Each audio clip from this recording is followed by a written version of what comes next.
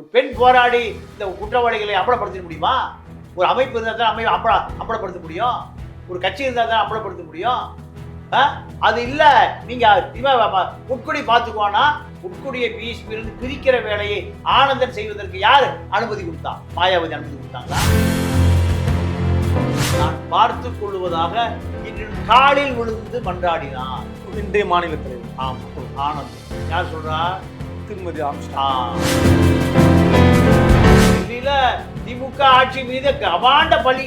காவல்துறை ரவுடிகள் கட்டுப்படுத்த முடியல, போலி குற்றவாளி, விசாரணை நியாயமாக நடக்கலை, விடுதலை, இப்படியெல்லாம் மாயாவதி சொல்வதற்கு காரணம் ஆம்ஸ்ட்ராங் மீது அனைத்து ஆதாரங்களும் வேங்கிட்டு சொன்ன ஆனந்தன் இப்ப அடக்கி வச்சுக்கிறார். என்ன காரணம்? கை விரிச்சிட்டார். அப்போ கை விரிச்சிட்டாருன்னா ஆனந்தனுக்கு என்ன அடையாளம்? வழக்கறிஞர் ஆனந்தன் அல்ல, பிஎஸ்பி மாநில தலைவர் ஆனந்தன். 3 என்கவுண்டர் மூலம் யார் குற்றவாளின்னு கண்டுபிடிப்பதற்கு தேவையான சாட்சிகள் 3 பேர் தான். 3 பேரை அடிச்சே முடிஞ்சது. சாட்சிகளே, எவிடன்ஸே இல்லை. எல்லாம் அழிஞ்சு போச்சு. எல்லாமே என்ன பண்ணப்பட்டது? புதைக்கப்பட்டது. அப்போ இத திருமதி ஆம்ஸ்ட்ராங்குடைய தோழரான ஆனந்தோ இதை என்ன பண்ணணும்? தோண்டி எடுக்கணும். கருப்பை புற்றுநோய் குறித்த சந்தேகங்களுக்கான தங்கம் ஹோப்பை இலவசமாய் அணுகுங்கள். என்னப்பா உனக்கு பர்த்டேவா? எனக்கு sir FASTag tax 25th anniversary. அப்ப 25 வருஷமா ஃபாஸ்டாக் கூட கஸ்டமரா இருக்கேன்னு நானும் பெருமையா சொல்லிக்கலாம். டவுன்லோட் ஃபாஸ்டாக் டாக்ஸி ஆப் நவ. நாமக்கல்ல திருச்செங்கோடு மெயின் ரோட் எர்ணாபுரத்துல இருக்கிற ஸ்பைரோ பிரைம் பப்ளிக் ஸ்கூல்ல +2 போர்டு எக்ஸாம்ஸோட சேர்த்து நீட் அண்ட் ஜேஇ கோச்சிங்கும் கொடுத்துட்டு இருக்காங்க.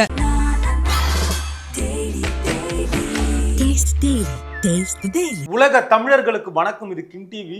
இன்றைக்கு நம்மோடு நேர்காணலில் மூத்த பத்திரிகையாளர் திரு தமிழா பாண்டியனையா அவர்கள். ஐயா வணக்கம். வணக்கம். இன்றைய மாநில தலைவர், பிஎஸ்பியுடைய மாநில தலைவர் திரு ஆனந்த் அவர்கள் மீது ஆம்ஸ்ட்ராங் பொறுக்கடி வைக்கக்கூடிய இந்த தொடர் குற்றச்சாட்டுடைய பின்னணி என்ன? உங்களுடைய முதற்கட்ட பார்வை. ஆனந்தன் இந்த பதவிக்கு அமர வைத்து அழகு பார்த்தவர் திருமதி ஆம்ஸ்ட்ராங் அவர்கள்.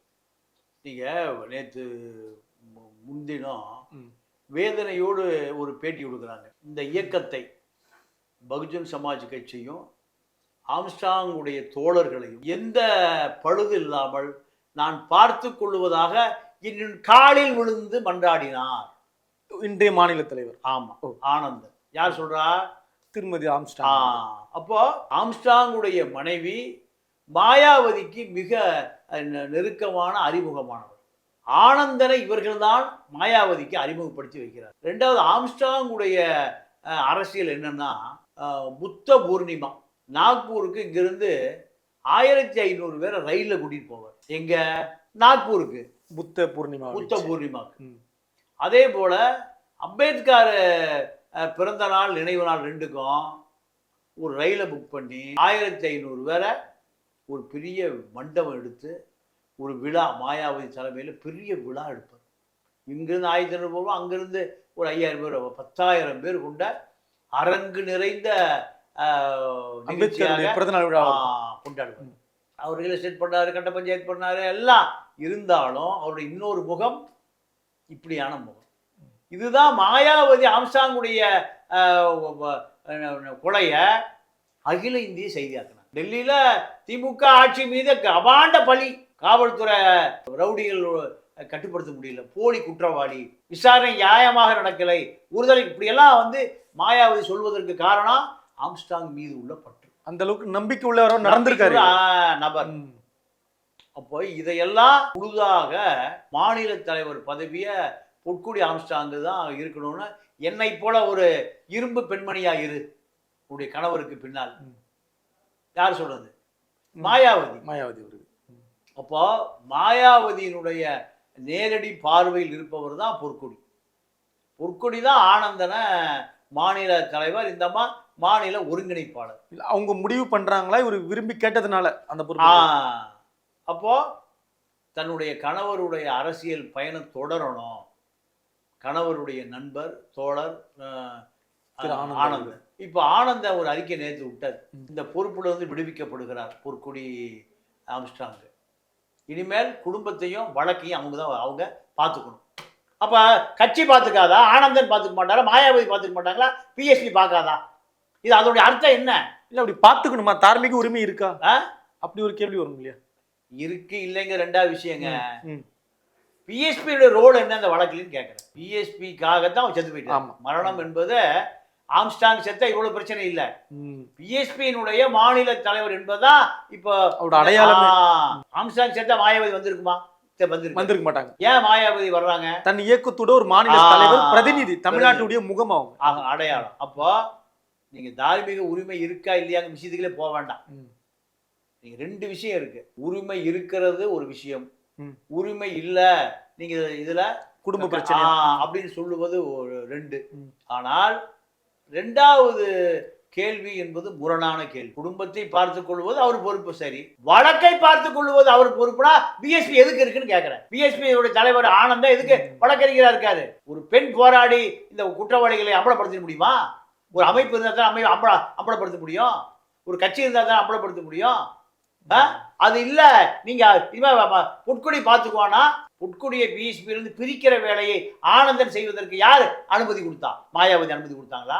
இப்படி ஒரு கேள்வி வருதா இல்லையா? இந்த வழக்கு சிபிஐ வசம் போனால் இந்த வழக்கு முழுமையாக குற்றவாளி கண்டுபிடிக்கப்படுவார். 3 என்கவுண்டர் நடந்திருக்கு. காக்காத்தோப்பு பாலாஜி, திருவேங்கடம், இப்படி 3 என்கவுண்டர். 3 என்கவுண்டர் மூலம் சாட்சிகளை இல்லாம பண்ணிட்டாங்க. யார் குற்றவாளின்னு கண்டுபிடிப்பதற்கு தேவையான சாட்சிகள் 3 பேர் தான். 3 பேரை அழிச்சே முடிஞ்சுது. சாட்சிகளே எவிடன்ஸே இல்லை. அப்போ இதெல்லாம் யார் உண்மை தெரியும்? சிபிஐ வந்தால் தெரியும்னு யார் சொல்றாங்க? மிஸ்ஸஸ் திருமதி ஆம்ஸ்டாங் சொல்றாங்க. ஆனா இப்போ அனைத்து ஆதாரங்களும் வேங்கட்டுக்குன்னு சொன்ன ஆனந்தன் இப்போ அடக்கி வாசிக்கிறார். என்ன காரணம்? கை விரிச்சிட்டார். அப்போ கை விரிச்சிட்டாருன்னா ஆனந்தனுக்கு என்ன அடையாளம்?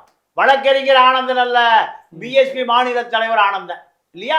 அப்ப பிஎஸ்பி மாநில தலைவர் ஆனந்தன் எப்படி தலைவர் ஆனாரு? ஆம்ஸ்டாங்குடைய நெருங்கிய தோழன், சகா தோழன்.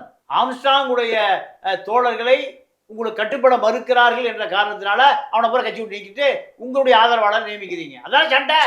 ஆதரவாளர்கள் வெளியே ஆம்ஸ்டாங்கோடு 25 வருஷமா பயணித்தவன். 4 வழக்கு வந்திருக்கும், 4 கோர்ட்ல கேஸ் இருக்கும், 4 எதிரி இருப்பான், கள போராட்டத்தில் இருந்திருப்பாங்க, கடன் கப்பியில் இருப்பான், பிரச்சனைகள் இருக்கும். அப்போ அவனை திடீர்னு கட்சி விட்டு நீக்கிறீங்கன்னா அவனுடைய போக்கிடம். இப்போ ஆம்ஸ்டாங் மனைவியும் வழக்கையும் குடும்பத்தையும் அவர் பார்த்து கொள்வார். இது அந்த ஆம்ஸ்டாங் தொண்டர்கள் மத்தியில் ஒரு வகையான அதிர்ச்சி. இந்த செய்தி மாயாவதியினுடைய கவனத்திற்கு போன பிறகுதான் மாயாவதி 2 பேரையும் இழக்க விரும்பாள்.